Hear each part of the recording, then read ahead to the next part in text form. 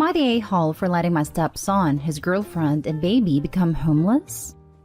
My female 46 two stepsons, Eric 27 and Michael 30, live with me and their dad. But our relationship was superficial, since they kept reminding me that their mom was present in their lives and I was the outsider. They then moved away for college and rarely visited. My husband got sick with cancer and struggled for 2 years. Months before he passed away, I discovered that both Michael and Eric were slowly withdrawing money from our bank account. I didn't know they had access to it, but later found out they had access through my husband's financial information. I was livid, because I needed the money for treatment and other expenses since I stopped working. I had a fight with both of them after they admitted they were moving money out of my husband's account before he died, so I won't get anything since the money was theirs. I threatened to sue, but Eric told me to buzz off because it's their money. I changed the old account immediately and moved what's left of that money to a new account. But the week my husband passed away, everything in the house was taken. I'm not exaggerating. They moved everything out and sold it. My husband didn't leave a will, and I was left with just our house since my name on the lease. I haven't seen Eric or Michael for 2 years. Till a few days ago in the morning I heard noise from the outside. I opened the door and saw Eric with his car stuffed with his bags and a young lady in the passenger seat and a baby in the back. I was surprised they asked why he was here and what he was doing. And he said, "I'm moving back in my father's house with my girlfriend and my son." I was stunned, and seeing him unloading his trunk set me off. I shouted, "This is my house now, and he's not allowed to set a foot in it after everything he and his brother did." He attempted to argue that he lost his job and was evicted and had nowhere to go. He also said he and his girlfriend would have lived in their car, but there is a baby that needs a home, and there's his grandfather's house. Plus, everything that happened was planned by Michael, not him. I said they took enough already and I owe them nothing, but he ignored me and kept getting his stuff out of the car. Then he tried to get inside, insisting this was his father's house. That's when I showed him my phone and yelled that I will call the cops on him for trespassing my property. He was shocked by what I said and started begging me to let them stay just for the baby who's now my grandson. But I said no and told him to get in his car and leave. But he stalled and kept complaining about becoming homeless when his father's house is available. His girlfriend involved herself, crying about potentially having their baby taken away from them for not finding proper living arrangements. I said this wasn't my problem, and Eric kept begging, then said I was being cruel and unfair by taking my anger out on an innocent baby with no home to live in.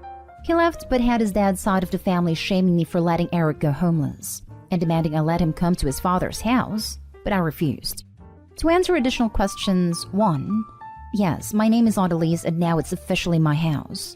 2. My in-laws live hours away, and the reason they said they won't take Eric in is that they don't have to when his father's house is available. So they're behind Eric, encouraging him to take back what's his. 3. I don't know anything about their mother, but she's certainly not dead, otherwise I would have found out.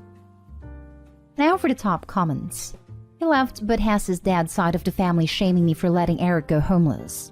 Those family members could have given him a home as well, but they didn't. You're not the a-hole. Not the a-hole. This guy is a criminal who already robbed you blind. Why on earth would you let him back in your life, much less your house? Honestly, find some family members you actually trust to come stay with you for a while, because this snake is not going to slink away that easily. Not the a-hole.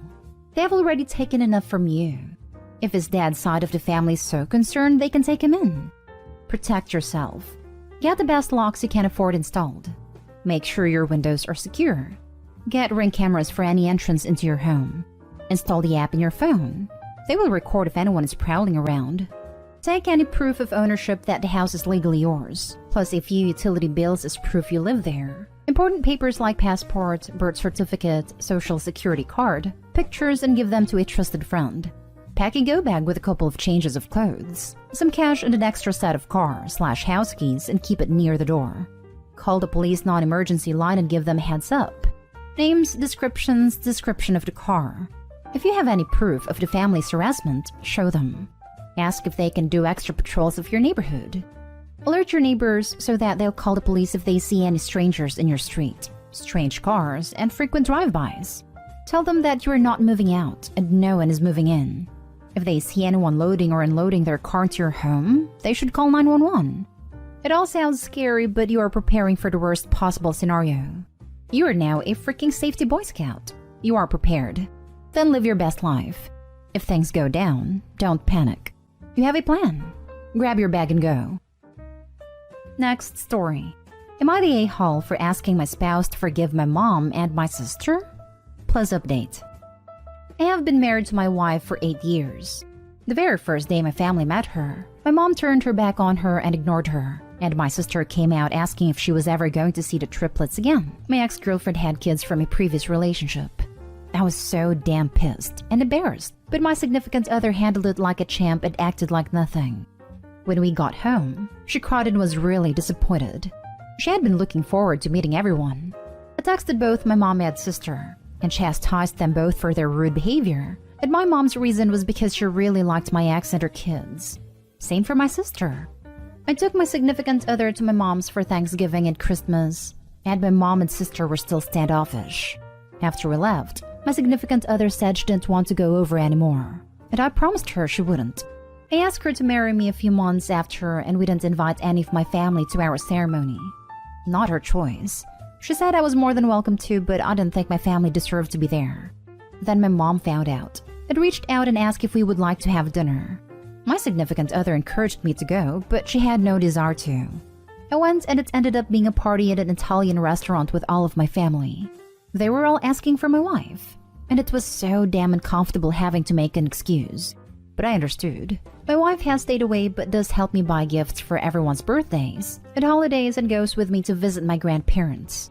Now, my sister's daughter was diagnosed with cancer this month. My wife has been incredibly helpful and has assisted in any way possible, and I was hoping this would lead to everyone forgetting the past. I asked my wife if she'd consider coming around to my mom's, and she refused. I told her I didn't understand why, that all this drama was 8 years ago and she was doing all this nice stuff for them right now. She said helping out is the right thing to do, but that it doesn't mean she has to be friends with them. I did raise my voice and told her that being stubborn helps no one, and she called me an a-hole for not understanding. So am I? Edit. Changed some details for privacy. Now for the top comments before the little update. You're the a-hole. Your wife is a saint for helping out and being kind when the situation obviously calls for it, but she doesn't have to forgive people who treated her like trash for years and years, and it's extremely unsupportive of you to keep asking her to. You are the biggest a-hole. Did your mother or sister ever bothered apologizing to your wife? Sounds like they continued their awful behavior toward her even after you called them out on it. I was wondering the same thing. I seen a mention of my mom and sister apologized and seemed sincere. They also try to reach out and include my wife, but I have sent messages /cards/gifts to her to re-apologize, but my wife still says no. Seems like mom and sister only told OP yeah sure, we're sorry about that. Let her know we are sorry. That isn't an apology to OP's wife. Yes, you are an a-hole. You promised her she didn't have to go back. So why are you trying to make her now? Man, all of y'all are really making me see things differently. I admit now I'm being selfish. With my niece being sick and my wife helping out, I thought maybe we could all just get along. I see now I messed up. Now for the little update. Thank you all for opening my eyes. I've never felt so attacked, but I'm grateful for it all.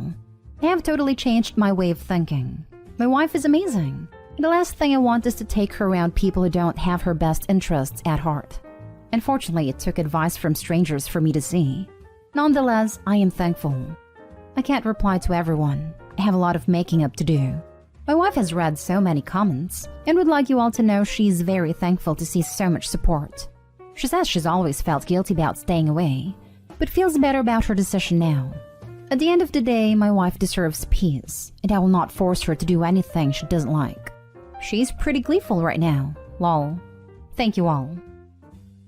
Next story is titled, Am I the a-hole for telling my son the truth about his mom? Their mom, 44 female and I, 44 male, broke up 9 years ago because I caught her cheating with my friend in our own home with our 4-month-old son, sleeping in the next room. The breakup was hard, especially for the kids, but as parents we did everything possible so that they can be happy. And we decided that we would never tell them the reason we broke up until they are adults. For them, we only broke up because it was the best. We always told them that we functioned better separately, and that way we could all be happy. But I got tired. I met someone a few years after our breakup, and now we are married and have a 21-month-old girl, and she's pregnant with our second. But my 2 oldest kids, 19 male, 18 male, refuse to meet their sister. They don't even speak to my wife, 27 female, and never wanted to tell me why. They just hate her. And at first, when we started dating, it was kind of understandable. My wife is younger, and she was the first person I dated after breaking up with her mother. So I decided to give them a few months so they could adjust to the new situation. But those months turned into years, and they never really tried to get to know my wife. And she always said that she was okay with that, so I decided to let it go. But their attitude just got worse. And when our daughter was born, they didn't want to meet her. And I'm not gonna lie, that pissed me off because they were treating her like a stranger, just because they don't like her mom. So for a while I stopped texting them since I was always the one who contacted them. And I had no interest in contacting them again. But the other day my wife was crying, and I asked her what was going on. And she showed me some texts they sent her. She tried to contact them a few weeks ago so we could fix our relationship. And they just insulted her. They called her a cheap woman and told her that they will never meet that bastard, our daughter, because they hate our daughter as much as they hate my wife. I read the whole thing and was so mad that I called one of them, and we had a fight over those texts. I decided that he hates my wife because his mom told him I cheated on her with my wife, which is a lie because I didn't even know her at the time. So I got mad and told him that he was wrong, and that the cheater was his mother, and that if he didn't believe me, that I could show them the papers that I still have from the paternity test that we had to do, because she didn't even know who was the real father of our 9-year-old son, because she cheated for years. He was speechless and just hung up the call. And now I feel like maybe I went too far because I shouldn't have told him that. But I was mad because I love my daughter and my wife, and I don't want anyone to hurt them. She's the sweetest and kindest person I ever met in my life, and seeing her sad or crying breaks my heart, and that's why I reacted that way. Am I the a-hole for telling him that? Oh, hell no. Not the a-hole 1,000 times over. Your ex crossed a line that should never be crossed, and only to screw you over for no other reason than out of pure spite and or jealousy. You did the right thing to combat lies with the truth. Eventually the truth will win out, but it'll take time. Yeah, lying about the innocent party cheating completely nullifies the proverbial non-disclosure agreement about the guilty parties cheating. Talk about literally asking for it. Not the a-hole. This is why no plan should include keeping secrets from kids. They don't work. You and your wife have suffered their unjust wrath long enough. Time for their mom to have her fair share. Not the a-hole. You were just setting the story straight. Your ex, on the other hand, made your a-hole for lying to them to make you look bad and ruining your relationship with your kids. Agreed. X is the a-hole here. Opie's ex lied to his children to make him look bad. His sons are adults now, and they deserve to be told the truth. Justified. Your ex-wife lied to your children, and it had serious negative consequences for your new family, so they needed to know the truth. Passing on the information in a calmer way would have been better, of course. Still not the a-hole. Last story. Am I the a-hole for wanting my wife's son to leave the house after he turns 18? My wife and I have been married for 5 years, and she has a 17-year-old son from a previous relationship. The father left her and her son about a decade ago, and has not been present in their lives ever since. I know it was a traumatic experience for both of them, and they have a very tight bond as a result. My wife is on permanent disability and doesn't work, so I am the sole breadwinner in the household. I've always tried to be a very present figure in my stepson's life, but I also understand that I am not his father. For the past 3 years or so, her son has been having a lot of behavioral issues.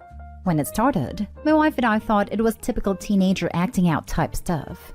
But when his behavior continued over the course of months and into a year, we knew we had to take more action. We attended family therapy, got him individual therapy and counseling, worked with his school counselor, tried getting him involved in extracurricular activities, etc. We put a lot of time, effort, and money into as many ideas as we could think of, hoping that something would click. But nothing has worked. His grades in school are near failing, and he is at risk of not graduating next year. He will refuse to leave his room for days at a time. He has zero respect for me as a person, let alone a parent figure. He fights us on attending therapy and counseling sessions, and will not participate when we get him there. I am at my wit's end, and I am also starting to feel the hurts financially because my insurance doesn't cover all of the therapy and counseling. My wife's disability checks take some of the edge off, but I'm hemorrhaging money at this point and failing behind on bills. My stepson turns 18 in a couple months, and I'm at a point where I want to stop paying for his therapy and counseling. I am also at a point where I no longer want him in my house at the end of next school year. After a recent outburst from him, I broke down to my wife and told her all of this. She wasn't aware of the financial problems because I didn't want her to feel that her son is a burden on us. But as hard as it is to say it, he kind of is. Out of anger and frustration, I told my wife my feelings about wanting him to leave our house, and she flipped out on me. She accused me of giving up on him and basically being okay with him becoming homeless. She said she would never forgive me if I abandoned him like his father did, and that I was an a-hole for even thinking something like that, let alone telling her. It's been a huge rift between us since then, and it's put a huge damper on the holidays. A part of me wants to get this all out in the open since I think my stepson deserves to know what kind of strain this is putting on all of us. But my wife insists on being protective of him. I feel like no matter what, I am going to be the bad guy, but I also feel like I have done all that I can do. Am I the a-hole for wanting to quit supporting my stepson? Not the a-hole. You are doing everything you can to help your stepson. Unfortunately, you cannot help someone who doesn't want to be helped. While he is a minor and you have the authority to do so, have you considered inpatient help? I would suggest being honest with him. His behavior is unacceptable, and he either changes or leaves. You will pay for his therapy as long as he tries to help himself get better. This may cost you your marriage, but if you do not draw this line, you will be having the same conversation in 10 years. While he is a minor and you have the authority to do so, have you considered inpatient help? My wife outright refuses to even consider this. His therapist recommended it a little over a year ago, but my wife wouldn't even think of it. She then forced us to find a new therapist. That is denial, and all it's doing is enabling him. The shame of it is he probably feels the most lost in all of this.